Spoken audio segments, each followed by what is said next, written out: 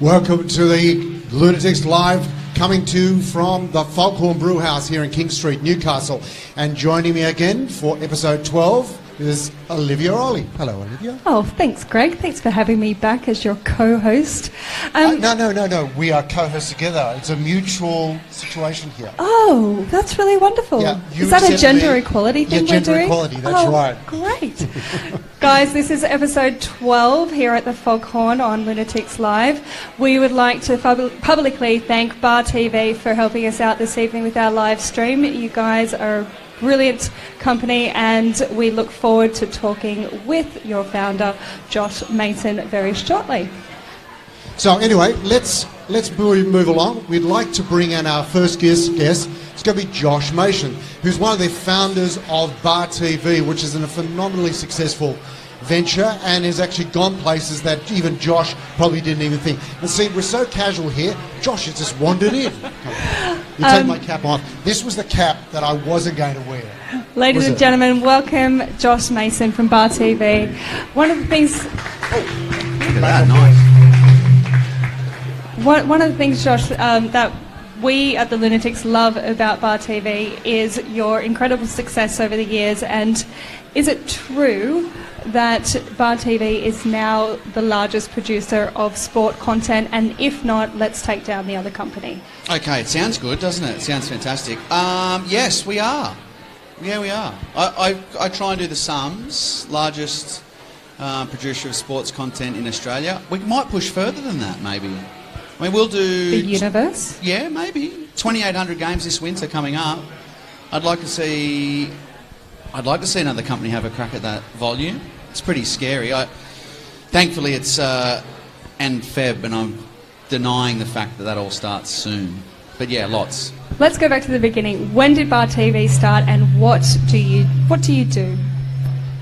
We started about 4 or 5 years ago, actually, and hence the name BarTV. We started by producing local content for local venues. That was the idea behind it, hence the bar in the name.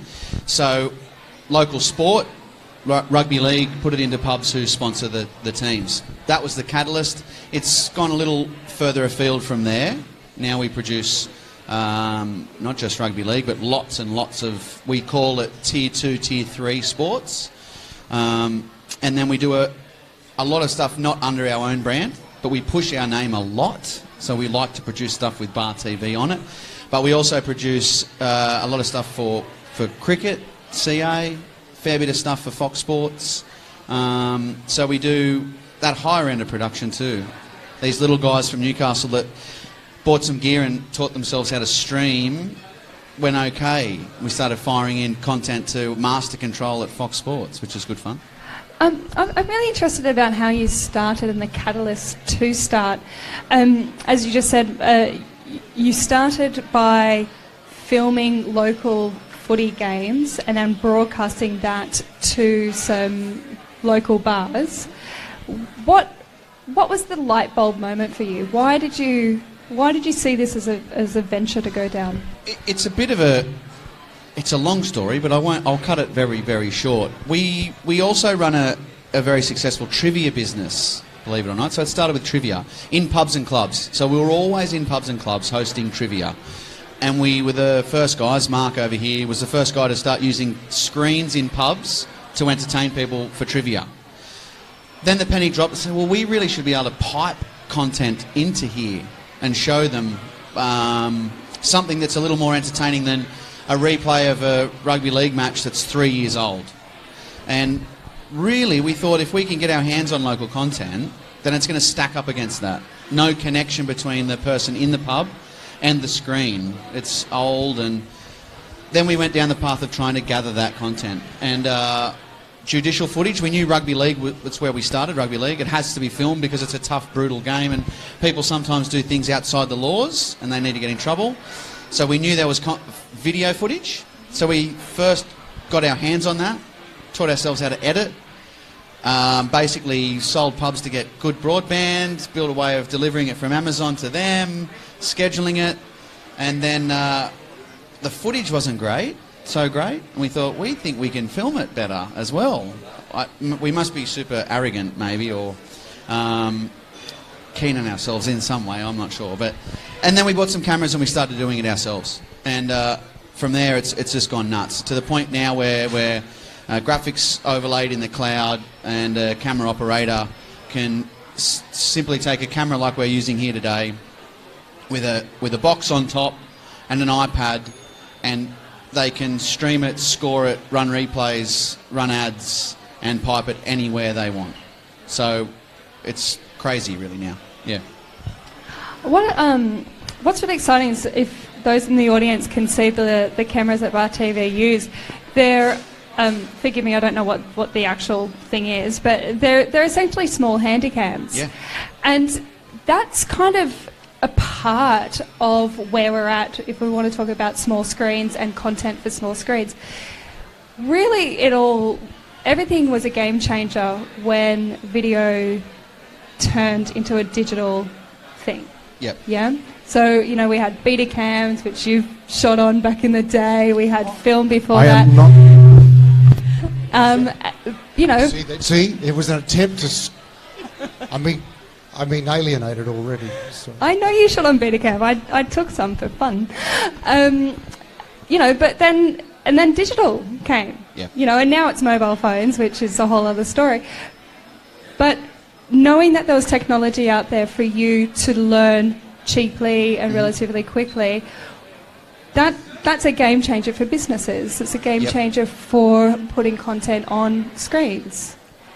So where do you see things going from here? And the camera thing's perfect because they're small spec, somewhat, you'd call them like prosumer model cameras, so not type the Handycam but next level up, but certainly not towards the broadcast end.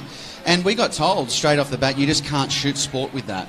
You can't do that. And it's nuts. It's full HD. We're shooting 1080, 50i. Why can't I shoot sport on that? And we were then delivering it with these little cameras down the pipes of Fox Sports. And you've got guys with 20, 30 years broadcast experience. If they can't tell the difference when they're looking at the screen, there is no difference. So it allowed us to do volume because you're talking about $2,000, $3,000, not $70,000 for a camera. So scale became huge. Now we're seeing, you say, mobile phones with vision.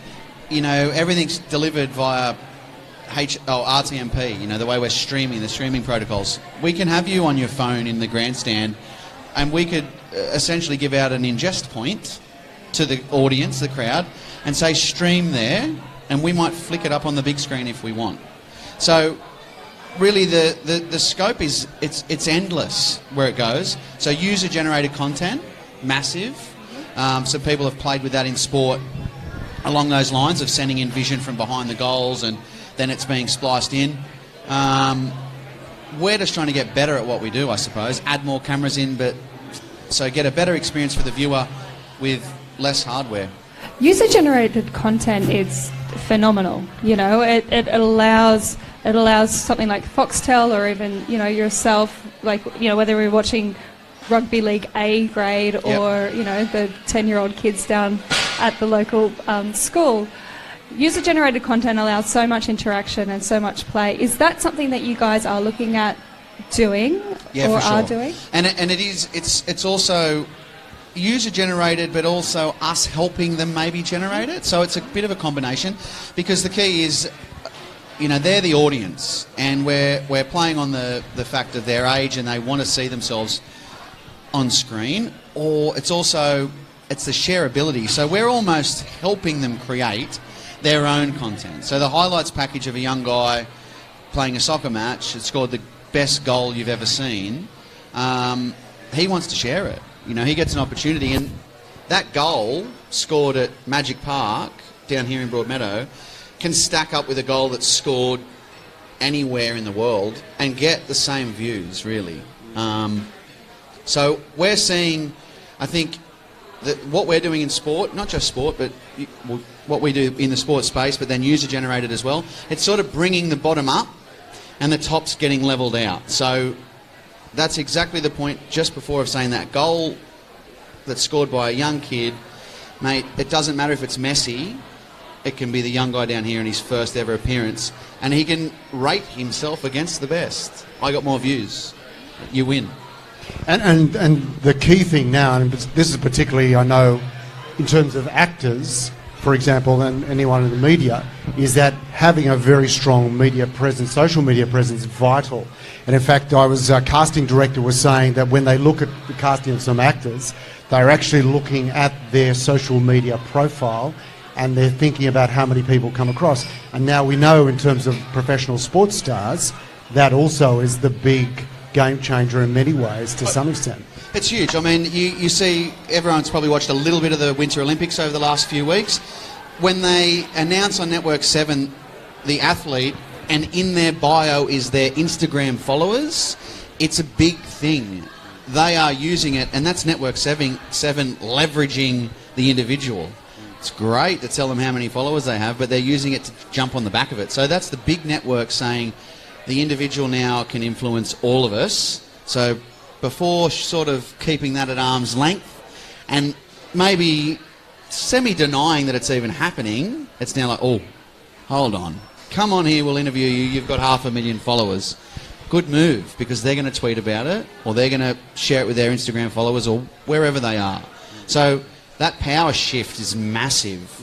A handful of athletes in the world, I mean, in huge sports in America, in the NFL and the NBA, I mean, they're bigger than the league. Yeah. You know, if they get together and push a message, watch out. I mean, they're going to turn campaigns, make advertising revenue for themselves. I mean, they can control it. It's scary if you're governing body of a sport or you're a TV network, because all of a sudden they just start sucking that power out and doing what they want.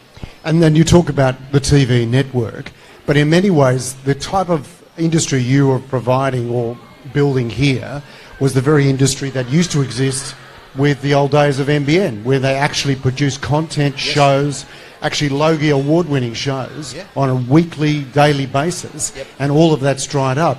So with that in mind, are you influencing the way that a lot of the networks are perceiving the potential to garner local content? Because there's also politically, and there's a big inquiry that's been held now in Canberra to look at whether journalism in the new age can actually survive or not. So are you privy to those conversations? Oh, look, I think there's no doubt that whether it's us, but the space that's changing that we happen to be a part of, and look, I think we do influence it in some way, because we influence it just through volume. I mean, so the cost, I think we came into this this industry, this game, with no broadcast experience. So we were clean skins. So when you said we couldn't do it, we're just actually very competitive people by nature, and that was a red rag to a bull for us. It was like, awesome, let's just prove that we can.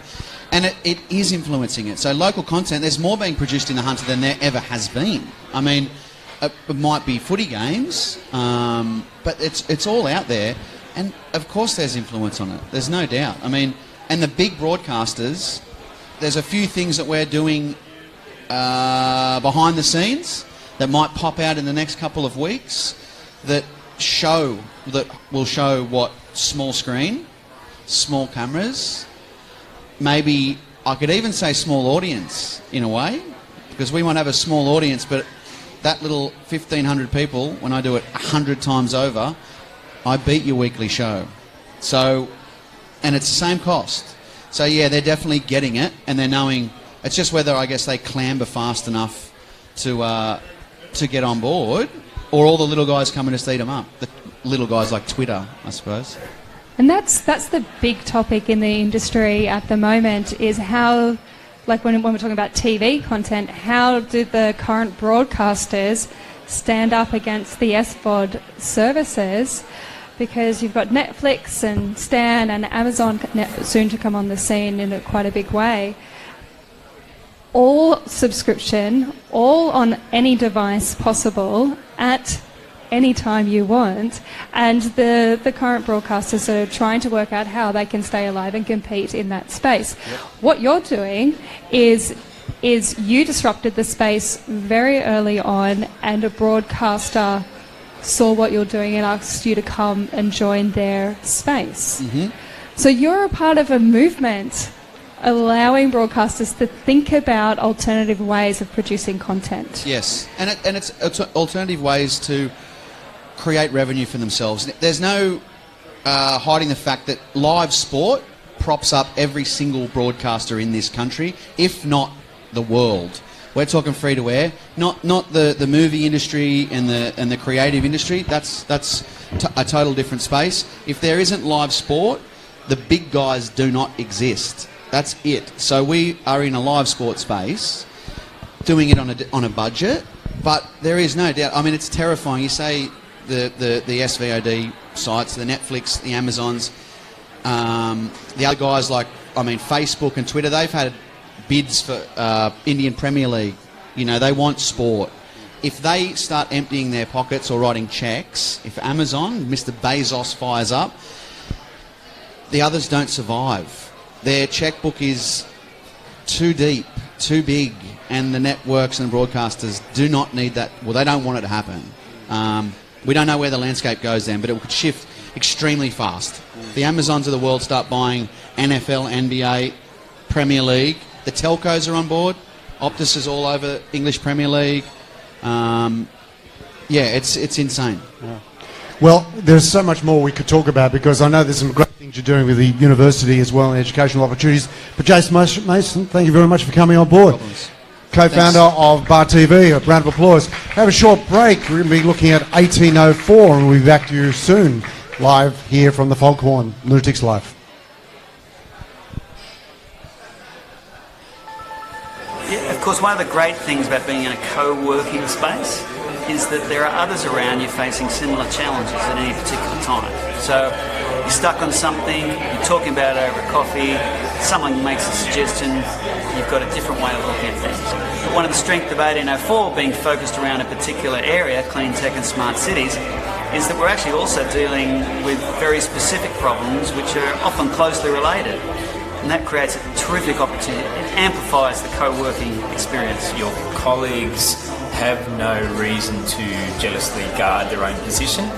There's no competition aspect. There's no political games of I'm going to be promoted above you, so I'll undermine you. And so everyone goes to these unfamiliar extents to help each other out because we're all in the same game. You know, if we do well, then our colleagues do well, and if our colleagues do well, then we do well. So there's a real cohesion. It's a focused co-working space in that we have worked that residents are building scalable product-based startups, and we're looking to address global markets. But it's focused around a particular vertical. That's clean tech and smart cities. We think that's important because it's really a differentiator for this region. It's a big problem facing the world, solutions to be solved for the future.